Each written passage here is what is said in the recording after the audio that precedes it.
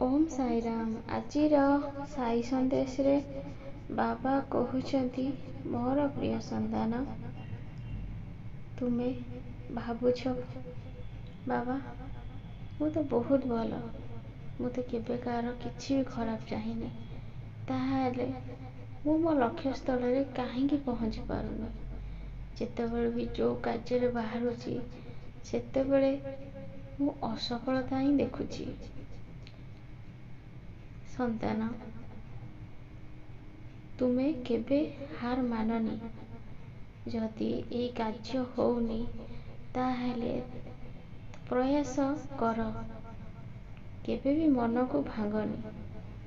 ତୁମେ ଯଦି ପ୍ରୟାସ କରିବ ଆଉ ନିଜେ ବି କର୍ମ କରିବ ତାହେଲେ ତୁମକୁ ବହୁତ ଜଲ୍ଦି ଫଳ ପ୍ରାପ୍ତି ହେବ।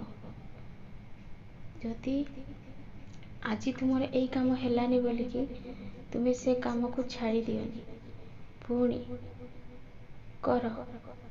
ଯେତେ ଥର ତୁମର ସେ କାର୍ଯ୍ୟରେ ତୁମେ ଅସଫଳତା ହେଉଛ ସେତେ ଥର ସେ କାର୍ଯ୍ୟକୁ ତୁମେ ବିଶ୍ୱାସର ସହିତ କର, ନିଶ୍ଚୟ ସଫଳତା ପାଇବ। ଯଦି ବହୁତ ଦିନ ହେଲାଣି ତୁମର କାର୍ଯ୍ୟ ଅଟକିକି ରହୁଛି, ହଉନି, ତାହେଲେ ଗୋଟେ କଥା ମନେ ରଖ, ତୁମକୁ ଭଗବାନ ବହୁତ ଭଲ ପାଉଛନ୍ତି ଆଉ ତୁମର ପରୀକ୍ଷା ବି ନେଉଛନ୍ତି।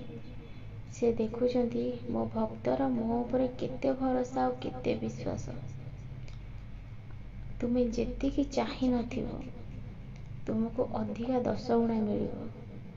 ଯଦି ବିଶ୍ୱାସର ସହିତ ଭଗବାନଙ୍କୁ ଡାକୁଥିବ ଆଉ ଯେଉଁ କାର୍ଯ୍ୟ ହେଉନି ବୋଲି ଯଦି ଭଗବାନଙ୍କୁ ଭଲ ପାଉଥିବ, ଦୋଷ ବି ଦେଉନଥିବ, ତାହେଲେ ତୁମକୁ ଭଗବାନ 10 ଗୁଣା ଫଳ ଦେବେ। ତୁମେ ଖାଲି ଭାବୁଛ କି ଭଗବାନ କିଛି ଦେଖିପାରୁନାହାନ୍ତି? ସେ ସବୁ ଦେଖୁଛନ୍ତି ଆଉ କେତେବେଳେ କାହାକୁ କ'ଣ ଦରକାର ତାକୁ ବି ଦେଉଛନ୍ତି। କିନ୍ତୁ ଯେତେବେଳେ ପର୍ଯ୍ୟନ୍ତ ତୁମର ସମୟ ଠିକ୍ ଚାଲିନି, ଠିକ୍ ସମୟ ହେଇନି, ତୁମେ ଈଶ୍ୱରଙ୍କୁ ପାଖରେ ଯେତେ କାନ୍ଦିଲେ, ଯେତେ ଗାଳି ଦେଲେ ବି ଈଶ୍ୱର କିଛି କରିପାରିବେନି।